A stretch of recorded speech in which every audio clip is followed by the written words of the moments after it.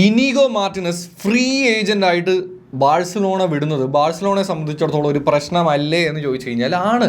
ഇനി അതൊരു free agent ആയി പോകുന്നതിൽ മാത്രമല്ല, ഇതിനകത്ത് ഒരുപാട് ഇൻട്രസ്റ്റിംഗ് ആയിട്ടുള്ള കാര്യമുണ്ട് കേട്ടോ. ബാഴ്സലോണ ഫാൻസിനെ സംബന്ധിച്ചിടത്തോളം എനിക്ക് തോന്നുന്നു ഈ എന്തെങ്കിലുമൊക്കെ കണ്ട് നമ്മളൊന്ന് സന്തോഷിച്ചുകൊണ്ടിരിക്കുമ്പോൾ അപ്പോൾ ഇതുപോലത്തെ എന്തെങ്കിലും ഒരു ഇടുത്തി വീഴുന്ന പോലത്തെ സിറ്റുവേഷൻസ് ഉണ്ടാവുന്നതാണ്. അപ്പോൾ നമുക്ക് ഡീറ്റെയിൽഡ് ആയിട്ട് ഈ വിഷയത്തിലേക്ക് പോവാം. അപ്പോൾ നമ്മുടെ കണ്ടന്റ്സും കാര്യങ്ങളൊക്കെ ഇഷ്ടമാണെന്നുണ്ടെങ്കിൽ ചാനൽ ഒന്ന് സബ്സ്ക്രൈബ് ചെയ്യണ കാര്യം ഓർക്കുക എന്ന് ഓർമ്മിപ്പിച്ചുകൊണ്ട് welcome to and Tappan talkies podcast. അപ്പോൾ ഗൈസ്, നമ്മളിങ്ങനെ ബാലൻഡിയോറിൻ്റെ എല്ലാ സംഭവങ്ങളൊക്കെ വന്നിങ്ങനെ ഒന്ന് സന്തോഷിച്ച് ലിസ്റ്റിൽ നമ്മളൊക്കെ ഉണ്ടല്ലോ, ബെസ്റ്റ് ക്ലബ്ബുകളുടെ ലിസ്റ്റിൽ പോലും ബാഴ്സലോണ ഉണ്ടല്ലോ എന്നൊക്കെ പറഞ്ഞ് സന്തോഷിച്ചുകൊണ്ടിരിക്കുമ്പോഴാണ് ഇനീഗോ മാർട്ടിനസ് എന്ന് പറയുന്ന ഇപ്രാവശ്യം ക്യാപ്റ്റൻ ആവും എന്ന് പലരും വിചാരിച്ചുകൊണ്ടിരിക്കുന്ന പ്ലെയർ ഫ്രീ ഏജന്റ് ആയിട്ട് സൗദിയിലേക്ക് പോകുന്നത്. അതും അൽ നാസറിലേക്ക് പോകുന്നത്. അൽ നാസറിലോ സൗദിയിലേക്കോ പോകുന്നതിൻ്റെ ഒന്നുമല്ല.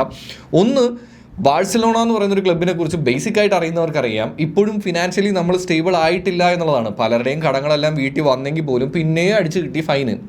അത് ഇപ്പോഴും ഫൈൻ കിട്ടിയിട്ടുണ്ടെന്നുള്ളതാണ്. അപ്പം ഇങ്ങനെയൊക്കെ നിൽക്കുന്ന സമയത്ത് ഒരു പ്ലെയറിന് ഫ്രീ ഏജന്റ് ആയിട്ട് വിട്ടാ എന്ത് മണ്ടത്തരം ആടേ എന്ന് നമ്മൾ അറിയാതെ ചിന്തിച്ചു പോകുന്നതിൽ ഒരു തെറ്റുമില്ല. പക്ഷേ അല്ലെങ്കിൽ നമുക്ക് വേണമെന്നുണ്ടെങ്കിൽ ഇപ്പോൾ ഇങ്ങനെ ആലോചിക്കാം, ഇനിയിപ്പോൾ ഒരു സൈനിങ് ഒന്നും ഉണ്ടാവില്ല എന്ന് ക്ലബിൻ്റെ ഭാഗത്തു നിന്ന് ഒരു അനൗൺസ്മെൻറ്റ് വന്നു കഴിയുമ്പോഴാണ് എന്ത് കേൾക്കുന്നത്, ഇനീഗോ മാർട്ടിനസ് എന്ന് പറയുന്ന നമ്മുടെ സെൻറ്റർ ബാക്കിൽ നമുക്ക് ധൈര്യമായിട്ട് വിശ്വസിച്ച് വെക്കാൻ പറ്റുന്ന ഒരാൾ പോകുന്നു എന്ന് കേൾക്കുന്നത്. അപ്പോൾ ശരിക്കും പറഞ്ഞു കഴിഞ്ഞാൽ ഇത് എന്തോന്നവിടെ സംഭവിക്കുന്നതെന്ന് വിചാരിച്ചു പോകും. ഇതിനകത്ത് ഞാൻ നേരത്തെ പറഞ്ഞിട്ടുണ്ടായിരുന്ന ഒരു കാര്യം ഒന്നും കൂടെ എടുത്തിട്ട് കാണാം കേട്ടോ. കാര്യം എന്തെങ്കിലുമൊക്കെ ഒന്ന് സന്തോഷിക്കാമെന്ന് വിചാരിച്ചു കഴിഞ്ഞാൽ അത് ബാഴ്സലോണ ആരാധകരെ സംബന്ധിച്ചിടത്തോളം ഈസ് നോട്ട് ഈസി.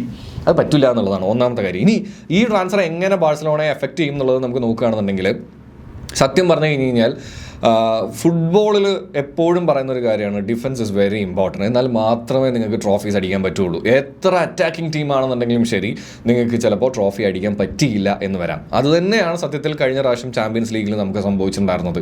ഒരു ഇച്ചിരിയും കൂടെ ഡിഫൻസീവായിട്ട് നമ്മൾ കളിച്ചിരുന്നെങ്കിൽ ചിലപ്പോൾ ചാമ്പ്യൻസ് ലീഗ് നമ്മൾ അടിച്ചേനെ എന്നുള്ളതാണ്. അപ്പോൾ നമ്മുടെ ഡിഫൻസീവ് സൈഡിലേക്ക് നോക്കുമ്പോൾ യങ്സ്റ്റേഴ്സും കാര്യങ്ങളും എല്ലാം നല്ല രീതിയിൽ കളിക്കുന്നുണ്ട്. നമ്മളൊരു ഹൈ ലൈനാണ് കളിക്കാറ്. ഇതൊക്കെ ഉണ്ടെന്നുണ്ടെങ്കിലും സെൻറ്റർ ബാക്കിൻ്റെ പൊസിഷനിൽ നമുക്ക് ധൈര്യമായിട്ട് വിശ്വസിച്ച് കണ്ണും പൂട്ടി ഇങ്ങനെ കണ്ടു കഴിയുമ്പോൾ നമുക്കറിയാം, ഓക്കെ വി ആർ സേഫ് എന്നുള്ളൊരു സാധനം വരുന്ന ഒരു പ്ലെയർ ആയിരുന്നു ഇനീഗോ മാർട്ടിനസ്. ആ താരത്തെ ഫ്രീ ഏജൻ്റായിട്ട് പോവുകയാണ്. ഇനി ആരായിരിക്കും റീപ്ലേസ്മെൻറ്റ്? ഇനി ഒരു പുതിയ പ്ലെയറിനെ വാങ്ങാൻ എന്തായാലും ബാഴ്സലോണ പോകുന്നില്ല. ആൻഡ് ഫിനാൻഷ്യലി അതിപ്പോൾ ഒരു അത്യാവശ്യം നല്ല എക്സ്പീരിയൻസ്ഡ് ആയിട്ടുള്ള ഒരു പ്ലെയറിനെ വാങ്ങാൻ പറ്റുമെന്ന് ചോദിച്ചു കഴിഞ്ഞാൽ അതൊരു വലിയ ചോദ്യം ആണ്. എന്ന് വെച്ചാൽ പറ്റൂല, അതാണ് അതിൻ്റെ സത്യം.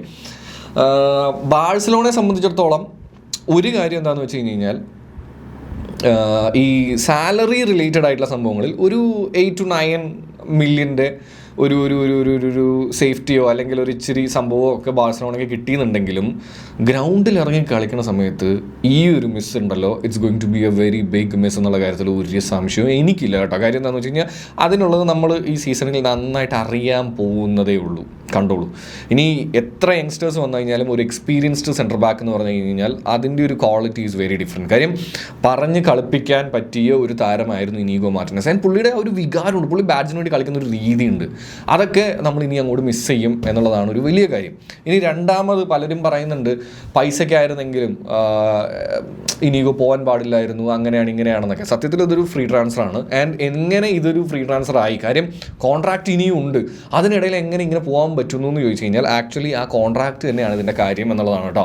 ആ എഗ്രിമെൻറ്റിൽ ആക്ച്വലി ഏതെങ്കിലും ബിഗ് ക്ലബ്ബ് ഒരു ബിഗ് ഓഫറുമായിട്ട് വരികയാണെന്നുണ്ടെങ്കിൽ ഫ്രീ ഏജൻ്റായിട്ട് പോകാനുള്ള ഒരു ക്ലോസും കൂടെ അതിനകത്ത് ഉണ്ടായിരുന്നു എന്നും റിപ്പോർട്ട്സ് പറയുന്നുണ്ട്. സോ ടെക്നിക്കലി ചിന്തിക്കുമ്പോൾ നമുക്കറിയാം പുള്ളിയുടെ ഏജ് സംഭവങ്ങൾ ഇനിയിപ്പോൾ വലിയൊരു ഓഫേഴ്സൊക്കെ വരുമോ എന്നൊക്കെ ചോദിച്ചു കഴിഞ്ഞ് കഴിഞ്ഞാൽ എത്രമാത്രം വരും എന്നുള്ള കാര്യമൊക്കെ നമുക്കൊരു ഡൗട്ടായിട്ടുള്ളൊരു കാര്യം തന്നെയാണ്. പക്ഷേ ഒരു എക്സ്പീരിയൻസ് സെൻറ്റർ ബാക്ക് ബാഴ്സലോണയെ സംബന്ധിച്ചിടത്തോളം ഇമ്പോർട്ടൻ്റ് ആണ്.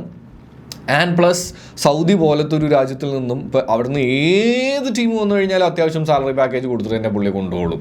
അപ്പോൾ പിന്നെ ഇതെന്തായാലും പുള്ളിയെ സംബന്ധിച്ചിടത്തോളം ഇസ് എ ഗുഡ് ഡീൽ ആണ്. അപ്പോൾ പിന്നെ എന്തിനാ കൈ കൊടുക്കാതിരിക്കുന്നത്? ബാഴ്സലോണ ആണെന്നുണ്ടെങ്കിൽ അങ്ങനത്തെ ഒരു ക്ലോസ് വെക്കുകയും ചെയ്തിട്ടുണ്ട്. ബാഴ്സലോണയെ സംബന്ധിച്ചിടത്തോളം നമുക്കറിയാം സാലറി കൊടുക്കുക എന്ന് പറയുന്നത് ഇപ്പോഴും പല പ്ലെയേഴ്സിനെയും ഈ പറയുന്ന പോലെ ബാഴ്സലോണയ്ക്കുള്ള ഏറ്റവും വലിയൊരു പ്രശ്നം എനിക്ക് തോന്നിയിട്ടുള്ളത് എന്താണെന്ന് വെച്ച് കഴിഞ്ഞാൽ, ഇപ്പോൾ ടെസ്റ്റിൻ്റെ കാര്യത്തിലൊക്കെ ആണെന്നുണ്ടെങ്കിലും കുറേ സംഭവങ്ങൾ ഉണ്ടാകുന്നുണ്ട്. അപ്പോൾ അതെല്ലാം അതിലേക്ക് ഞാൻ പോകുന്നില്ല. അത് നമുക്ക് പിന്നീട് ഡീറ്റെയിൽ ആയിട്ട് വേറൊരു വീഡിയോ ചെയ്യാം.